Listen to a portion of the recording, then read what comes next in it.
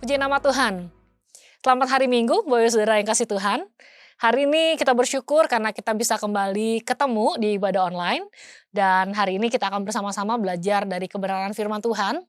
Tema selama 1 tahun ini GSJ Bethlehem ialah connected atau terkoneksi, terhubung. Dan secara spesifik, di minggu ini atau di bulan Februari ini, kita akan belajar bersama-sama bagaimana kita terkoneksi dengan firman Tuhan atau connected with the word. Dan hari ini saya akan memberikan judul khotbah saya yaitu How Deep is Your Connection. Jadi ketika saya mendapat jadwal untuk bisa membagikan firman Tuhan di ibadah online, tiba-tiba ada satu lagu yang terbersit di pikiran saya. How Deep is Your Love. Tahu ya Saudara ya, lagu yang cukup terkenal. Kemudian saya kemarin merenungkan, kita ditanya bagaimana, seberapa dalam cinta kita. Tapi hal ini juga menarik perhatian saya, bagaimana, seberapa dalam hubungan kita, keterhubungan kita dengan Tuhan, terutama dengan firman-Nya. Oleh sebab itu kita akan belajar bersama-sama, How Deep is Your Connection. Bapak Ibu Saudara siap? Puji nama Tuhan. Sebelum saya masuk lebih dalam ke pemberitaan firman Tuhan hari ini, satu kali saya melihat postingan di sebuah media sosial, dan ini juga menarik perhatian saya. Kita akan sama-sama lihat dan kita akan sama-sama baca apa isi dari postingan di media sosial tersebut. Karena ini sangat berkaitan dengan bagaimana kita terkoneksi. Saya akan bacakan buat Bapak Ibu Saudara semua. You can maca ieu, kecuali maneh trilingual. Menarik ya Saudara ya. Saya akan bacakan. Being trilingual teh salah sahiji hal paling seru di dunia ieu. Think about it saeutik we. Maneh bisa ngagunakeun 3 different languages di saat yang sama nepi otak maneh ngebul karena cepetnya switch from one language kanu bahasa anu satu lagi. Tapi maneh keneh bisa ngarti dan bikin kamu ngerasa spesial di saat yang sama.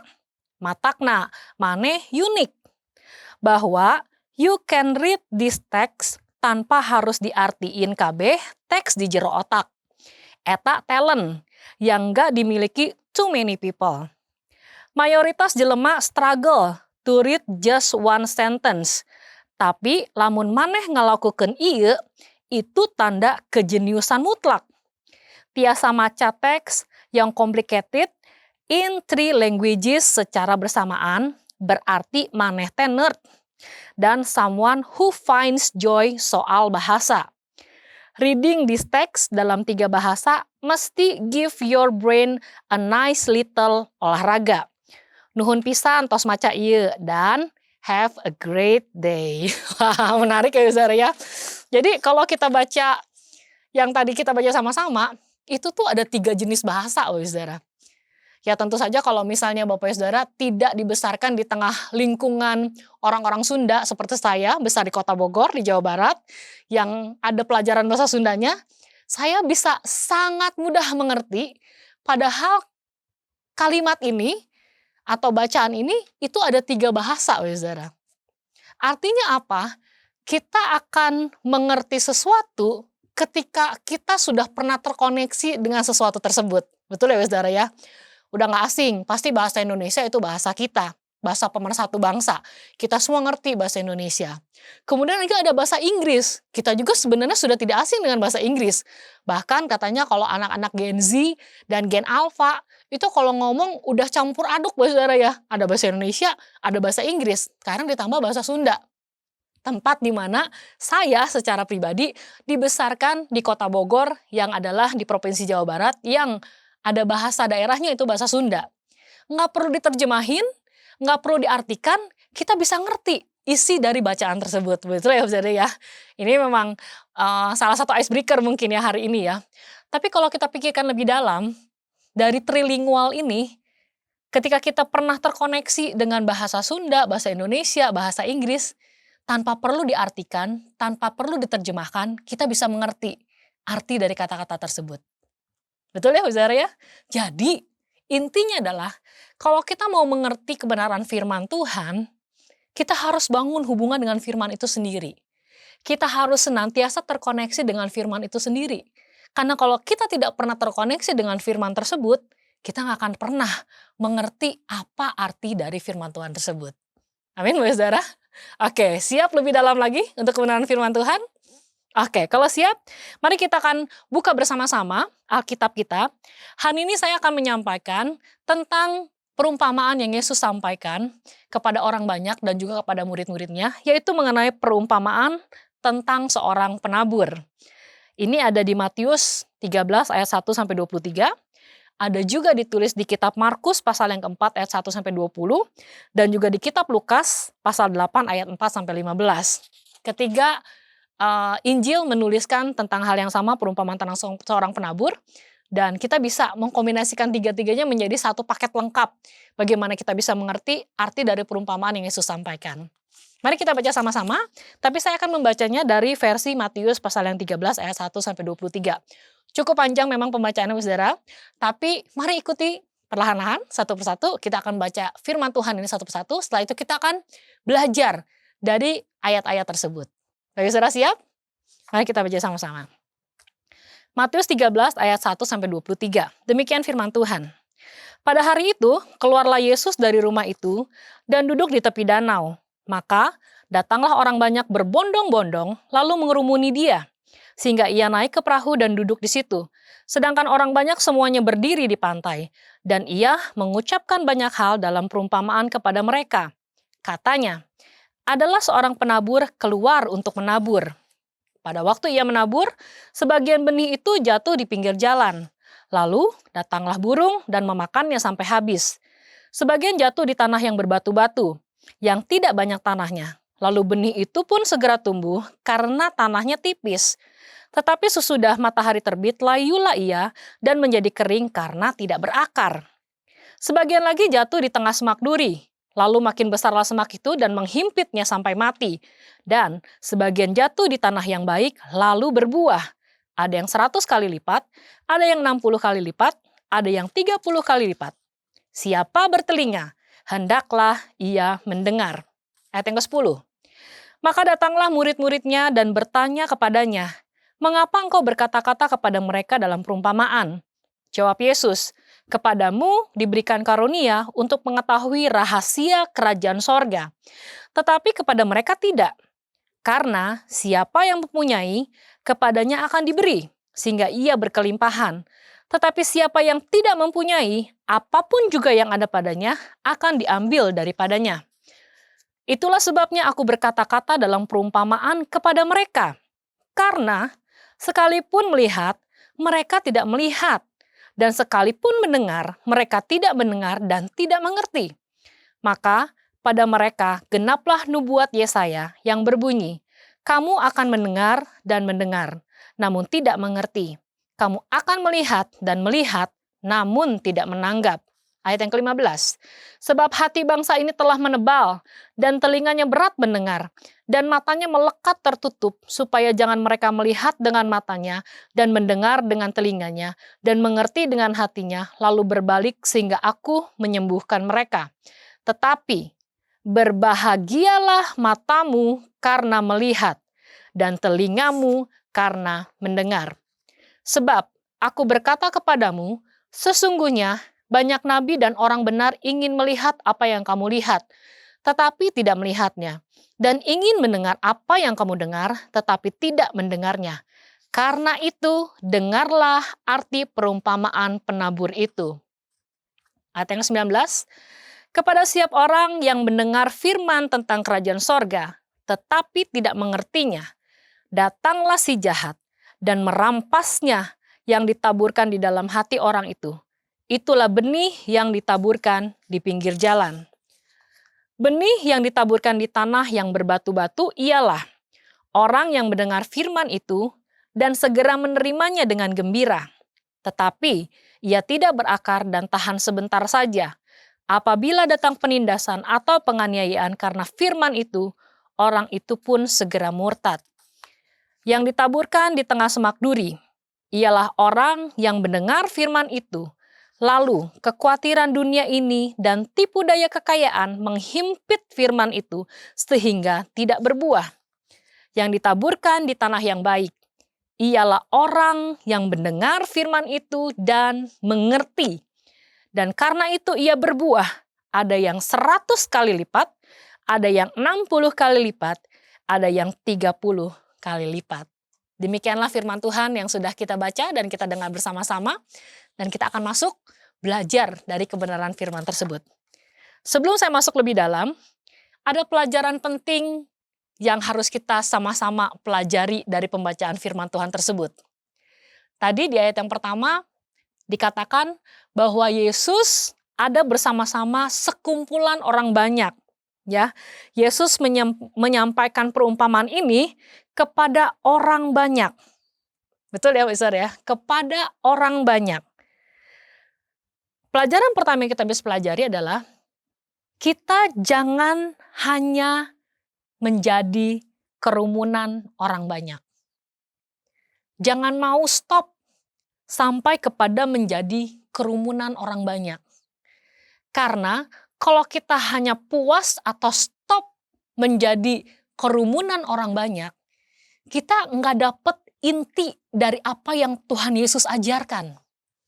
Karena Tuhan Yesus bilang seperti ini, kepada mereka, kepada kumpulan orang banyak, kepada kerumunan orang banyak tersebut, Yesus menyampaikan perumpamaan, tetapi ia tidak memberitahukan makna atau arti dari perumpamaan tersebut.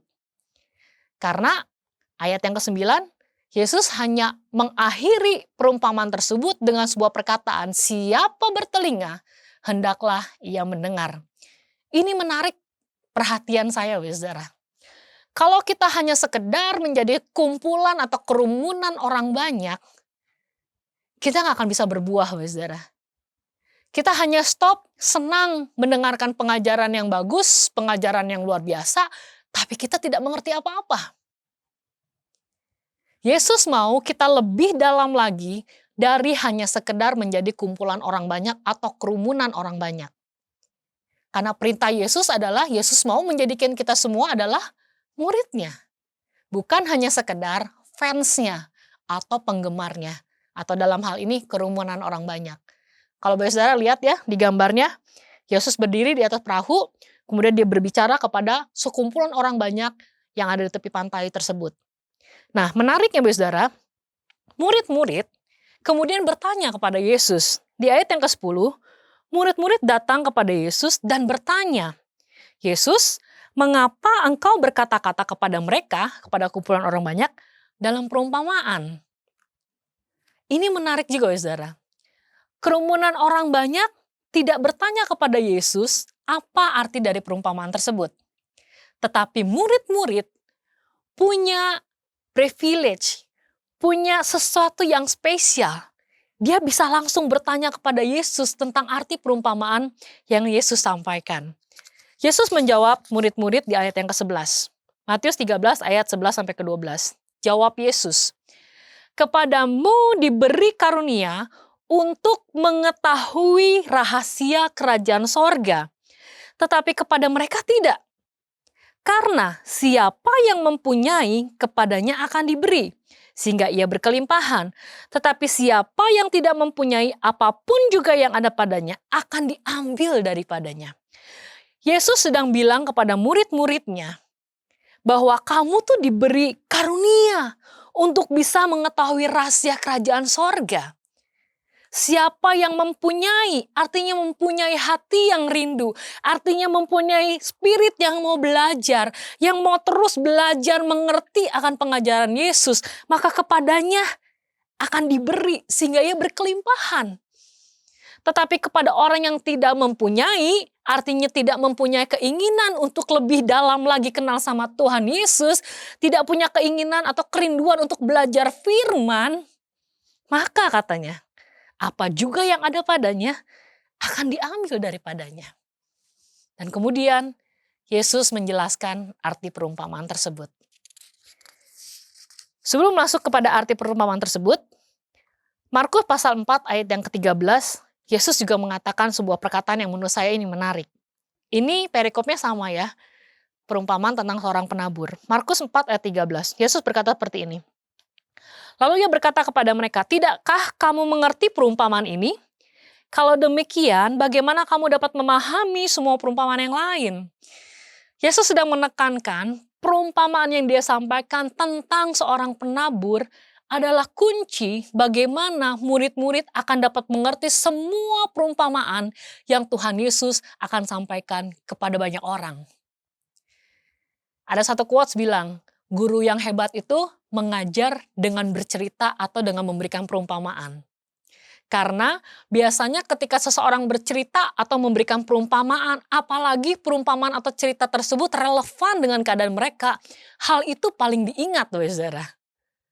Itu menjadi pelajaran penting, poin penting bagaimana orang bisa memahami isi pengajaran seseorang ketika diceritakan dengan sebuah perumpamaan. Wah, Yesus adalah the great master, benar ya saudara ya. Dia adalah guru yang hebat. Makanya dia banyak berbicara dengan menggunakan perumpamaan yang tentu saja relevan pada zaman itu. Bahkan bukan relevan pada zaman itu saja, sampai zaman ini pun. Apa yang Yesus sampaikan, perumpamaan-perumpamaan, pengajaran-pengajaran yang Yesus sampaikan masih sangat relevan dalam setiap kehidupan kita. Jadi mari kita buka hati dan pikiran kita untuk kita terus mau belajar, terkoneksi terus apa yang menjadi pengajaran dari Yesus Kristus. Apa yang menjadi firman disampaikan oleh Yesus Kristus di dalam kebenaran firman Tuhan. Mau saudara? Amin, puji nama Tuhan. Ketika Yesus menyampaikan perumpamaan ini, saudara, sebenarnya Yesus sedang menjawab apa yang menjadi ajaran-ajaran atau pertentangan-pertentangan yang dilakukan oleh ahli-ahli Taurat dan orang-orang Farisi di pasal yang ke-12. Jadi kalau saudara baca di pasal sebelumnya, itu banyak sekali Yesus berdebat dengan ahli Taurat dan orang Farisi. Ya entah itu mengenai hari Sabat, kemudian Yesus menyembuhkan orang yang kerasukan, katanya dia pakai kuasa Beelzebul gitu ya. Itu banyak pertentangan. Makanya Yesus kemudian memberikan perumpamaan ini kepada orang banyak, dan di situ saya percaya ada juga ahli Taurat dan orang Farisi yang mendengarkan. Jadi Yesus sengaja nih dalam tanda kutip lagi ngasih pelajaran buat ahli Taurat dan orang-orang Farisi. Jadi penting banget Yesus berkata bahwa ini adalah perumpamaan yang harus kamu mengerti. Kalau kamu mengerti perumpamaan ini, maka kamu akan bisa mengerti perumpamaan-perumpamaan lain yang akan Yesus sampaikan. Karena perumpamaan ini akan ada hubungannya dengan bagaimana respon hati kita. Oke? Sebelum saya masuk ke penjelasan yang lebih dalam, kita harus tahu dulu, saudara, latar belakang secara historis dan budaya ketika Yesus menyampaikan perumpamaan tentang seorang penabur ini. Jadi, orang banyak tersebut punya profesi atau mata pencaharian, sebagian besar dari mereka adalah petani. Mereka sudah terbiasa mendengar hal-hal teori maupun praktek tentang pertanian. Jadi tepat banget nih, Yesus tuh tepat banget ketika dia menyampaikan perumpamaan tentang seorang penabur ini. Dan pada zaman itu, petani atau penabur benih itu menabur benih tanpa terlebih dahulu mempersiapkan tanahnya. Jadi kalau tadi kita bilang seolah-olah tuh si petani menaburkan benih dengan sembarangan ya. Tapi memang pada zaman itu, kalau seseorang punya ladang atau punya lahan, dia nggak punya pagar pembatas ya, saudara. Jadi terbuka begitu lebar, makanya ada beberapa jenis tanah di sana. Dan penabur benih itu menaburkan benihnya tanpa terlebih dahulu menyiapkan tanahnya. Oke, ini adalah latar belakangnya ya, bagaimana Yesus menyampaikan perumpamaan tentang seorang penabur ini. Oke, sampai di sini bisa dimengerti ya, saudara ya. Nah, kemudian benih yang dimaksud dari pembacaan ayat kita itu adalah firman Tuhan atau firman kerajaan sorga. Jadi benih di sini berbicara tentang firman Tuhan, firman kerajaan sorga yang ditaburkan oleh si penabur. Kemudian ada 4 jenis tanah yang tadi kita baca. 4 jenis tanah ini merupakan gambaran dari bagaimana respon hati manusia yang ada 4 jenis. 4 respon hati atau bagaimana respon hati ini dalam mendengar dan menerima firman Tuhan. Oke? Kita masuk ke jenis tanah yang pertama. Benih yang ditaburkan, ada yang jatuh katanya di pinggir jalan. Matius 13 ayat keempat ya, tadi kita baca. Maksudnya apa? Poin yang pertama, jenis tanah yang pertama, tanah pinggir jalan, itu menggambarkan hati yang keras, Bapak Saudara. Itu dijelaskan arti perumpamaan oleh Yesus di Matius 13 ayat ke-19. Maksudnya hati yang keras adalah dia mendengar firman tetapi tidak mengerti. Saya perlu tekankan tidak mengertinya di sini ya Saudara ya. Kalau kita kaitkan dengan kata-kata hati yang keras. Tidak mengerti di sini tuh bukan berarti orang yang mendengar firman ini punya latar pendidikan yang rendah atau dalam tanda kutip mereka dikatakan orang bodoh. Tidak, Saudara. Tapi ketidakmengertian dari firman ini, dari jenis hati yang keras ini adalah mereka yang memang sengaja mengeraskan hati. Mereka yang sengaja ketika mendengar firman Tuhan tidak mau menerimanya, mengeraskan hati dan hidup tanpa pertobatan. Dan akibatnya, karena si benih itu ada di tanah yang keras di pinggir jalan, benih itu tidak mengalami yang namanya penetrasi atau masuk ke dalam tanah. Karena benih kalau mau bertumbuh harus masuk ke dalam satu media tanamnya. Karena ini sama sekali mengeraskan hati, akhirnya benih itu ada di tanah yang keras di pinggir jalan. Dan akibatnya, kalau kita baca di ayat yang keempat dan kelima tadi, burung-burung datang kemudian memakan benih tersebut. Sehingga sama sekali orang tersebut tidak mendapatkan pengertian dari firman Tuhan tersebut. Akibatnya, datanglah si jahat dan merampasnya. Matius 13 ayat ke-19 tadi ya.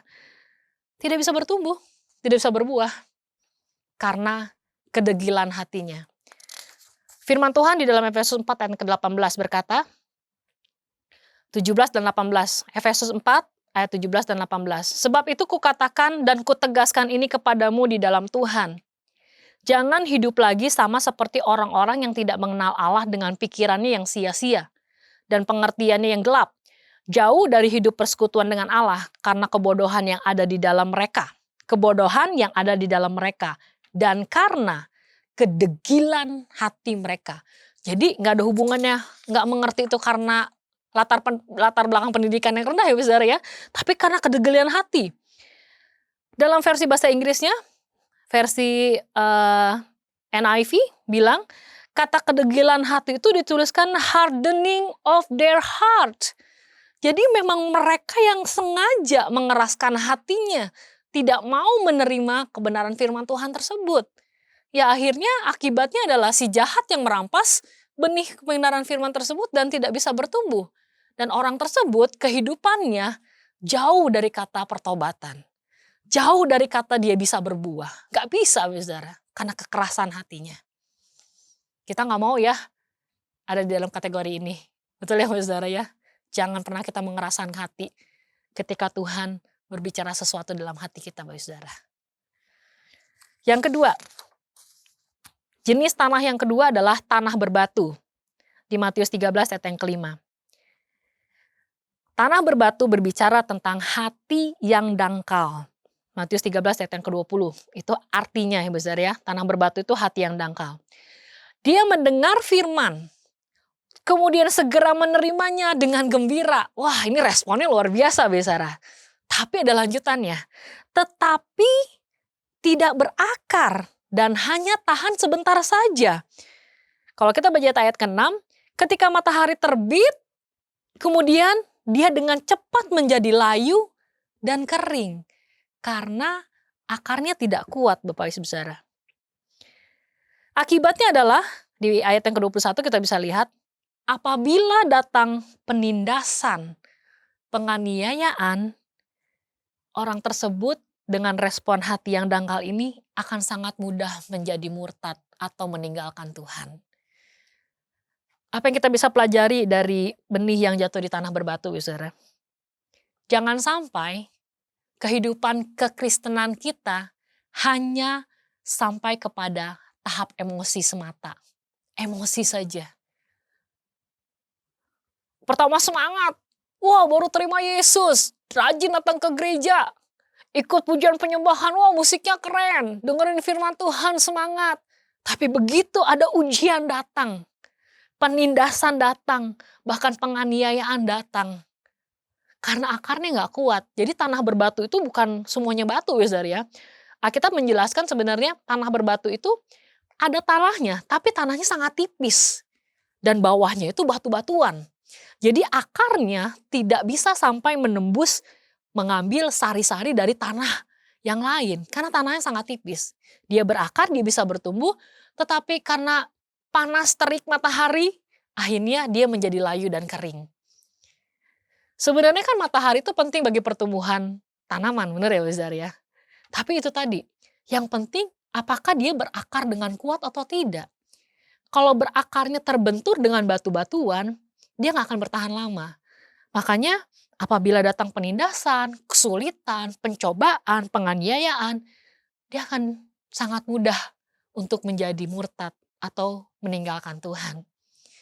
Mungkin kita pernah punya teman atau kita pernah dengar cerita seseorang yang wah tadinya dia semangat banget loh ikut Tuhan gitu ya. Tapi 3 bulan, 6 bulan atau mungkin setahun kemudian kok nggak pernah kelihatan lagi ya. Tahu-tahu misalnya kita lihat di media sosial dia udah pindah server Bapak Saudara. Ngerti ya maksudnya pindah server ya. Kok bisa gitu? Tapi ini kenyataannya. Ada memang orang-orang seperti itu Bapak Saudara. Karena dia tidak mengakar dengan kuat.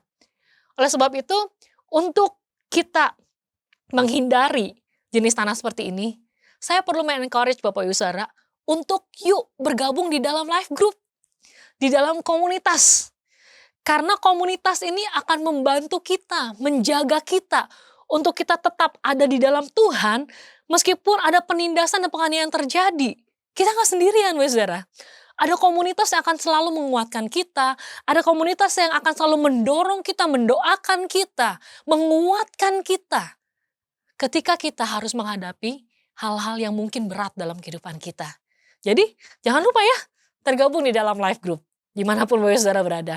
Kalau Bapak Saudara punya anak usia youth, usia muda, atau anak usia sekolah minggu, ikut sertakan mereka juga di dalam live youth dan juga di dalam live kids. Saya sangat mendorong Bapak Saudara untuk melakukan hal tersebut. Amin Bapak Saudara. Yang ketiga, jenis tanah yang ketiga adalah tanah semak berduri, semak duri. Matius 13 ayat yang ke-7. Mereka adalah orang-orang yang mendengar firman. Saya katakan bahwa tanah semak duri ini diartikan kepada orang yang hatinya mendua. Firman Tuhan bilang loh Saudara, kalau kita mendua hati, katanya hidup kita tuh gak akan tenang ya. Jadi ini jenis hati yang mendua. Matius 13 ayat yang ke-22. Jadi orang ini mendengar firman, bertumbuh di dalam firman, bahkan mungkin sudah masuk ke tahap yang lebih dalam. Sebagai pemimpin, sebagai murid Kristus, dimuridkan, dimentor mungkin. Tapi dia hidup dengan standar ganda, Saudara. Dia hidup dengan dua nilai. Satunya nilai kerajaan Allah, nilai-nilai kebenaran firman Tuhan, tapi dia tidak mau meninggalkan nilai-nilai dunia. Ini terjadi dalam kehidupan kita, dalam kehidupan orang-orang Kristen. Dan poin ketiga ini adalah hal yang secara pribadi saya sendiri tertegur dengan sangat keras, Bapak Saudara. Kita terkadang masih mencintai apa yang menjadi nilai-nilai dunia. Kita nggak mau meninggalkan nilai-nilai dunia, tapi kita hidup juga dengan nilai-nilai kerajaan Allah. Ini sangat bahaya, Bapak Saudara. Akibatnya, nilai-nilai dunia itu bisa saja kekhawatiran dunia ini atau tipu daya kekayaan. Firman Tuhan catat, ya. Kekhawatiran dunia dan tipu daya kekayaan itu menghimpitnya. Jadi karena ada double standard, si kekhawatiran dunia dan tipu daya kekayaan ini akan menghimpit apa yang sebenarnya sudah menjadi nilai atau standar kehidupan kita sebagai anak-anak Allah. Hati-hati Bapak Saudara. Ini warning buat kita. Kekhawatiran dunia, tipu daya kekayaan. Kalau kita menghidupi nilai tersebut, itu akan menghimpit kita. Dan sampai akhirnya kita nggak akan bisa berbuah Bapak Saudara. Kita nggak mau hidup seperti itu. Di dalam Alkitab ada satu tokoh. namanya Demas. Jadi Filemon pasal yang pertama ayat 24 itu mencatat, Demas ini adalah teman sekerjanya Paulus. Wah, teman sekerja, partnernya Paulus, pelayanan kemana-mana ikut sama Paulus. Rasul yang luar biasa. Artinya Demas punya nilai-nilai yang luar biasa karena dia ikut kemana-mana sama Paulus. Mungkin nilainya adalah sama dengan apa yang Paulus hidupi. Tetapi ironisnya, di 2 Timotius pasal yang keempat ayat ke-10, Paulus menuliskan surat ini kepada Timotius dan dia berkata seperti ini. Karena Demas telah mencintai dunia ini dan meninggalkan aku. Tipu daya kekayaan dunia ini memang sangat menarik loh saudara. Jadi kita harus hati-hati ya. Mari jaga hati kita. Jangan sampai akibat dari kekhawatiran dunia dan tipu daya kekayaan itu justru menghimpit iman percaya kita kepada Yesus. Wah itu mah banyak banget ya terjadi dalam kehidupan kita sehari-hari ya saudara ya. Tapi mari kita belajar untuk jangan punya standar double saudara, standar ganda. Hiduplah benar sungguh-sungguh sesuai dengan standar nilai kerajaan Allah. Jangan mau lagi tertipu dengan daya tarik dunia ini sehingga kita menjual iman kita. Tapi mari kita akan fokus untuk terus bertumbuh tanpa mau menghidupi nilai-nilai yang salah dari dunia ini. Amin, Bapak Saudara.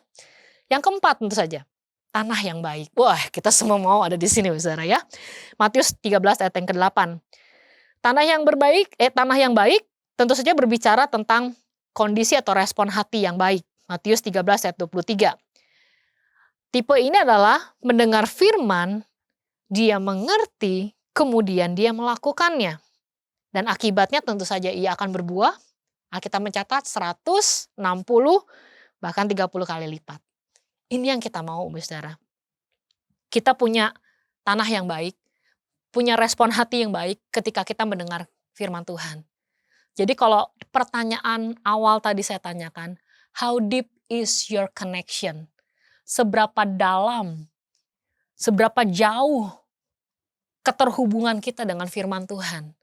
Kita mau ada di level ini, ada di kondisi ini, menjadi tanah yang baik, punya hati yang baik, respon yang baik, untuk mendengar firman Tuhan, menerima firman Tuhan, mengerti dan melakukannya, dan kehidupan kita akan berbuah.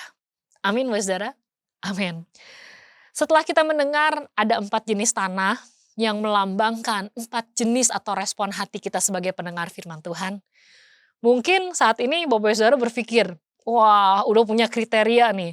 Si Ibu A itu tipe tanah yang nomor 1. Si Bapak B, dia tuh tipe tanah yang nomor 2 nih. Si Enci ini nih, dia mah tipe tanah yang nomor 3 nih, sama nih kayak si Engko ini nih. Dia rajin ke gereja, tapi misalnya suka berbuat curang juga nih misalnya dalam dagang gitu ya. Kita mungkin punya kriteria-kriteria penilaian tentang orang-orang mungkin yang ada di sekitar kita.